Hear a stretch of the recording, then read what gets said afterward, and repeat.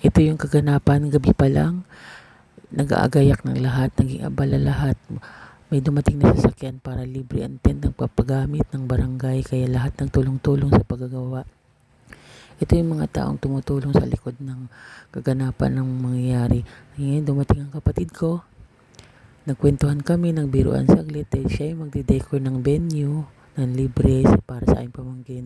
Masayang-masaya kami kapag kami nagsasama-sama dahil kami ay nagbibiruan ng walang humpay. Kaya tawa lang kami ng tawa dyan kung ano na namin napag-uusapan.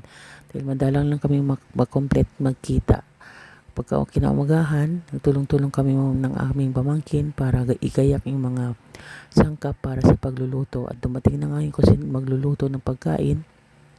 Andun yung kapatid ko at wala naman kung may tulong, tapos na ang gawain. Pumunta ako sa venue para na tingnan o tulungan ng aking kapatid nang silang mag-asawa na naggawa ng dekorasyon.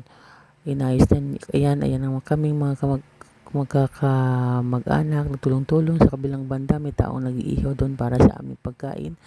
Ayan, tinignan, naglagay na ng lobo, ni-ready lahat para sa paggawa ng venue. Tulong-tulong para madaling matalaw. Tapos, ayan na, maganda na siya tingnan.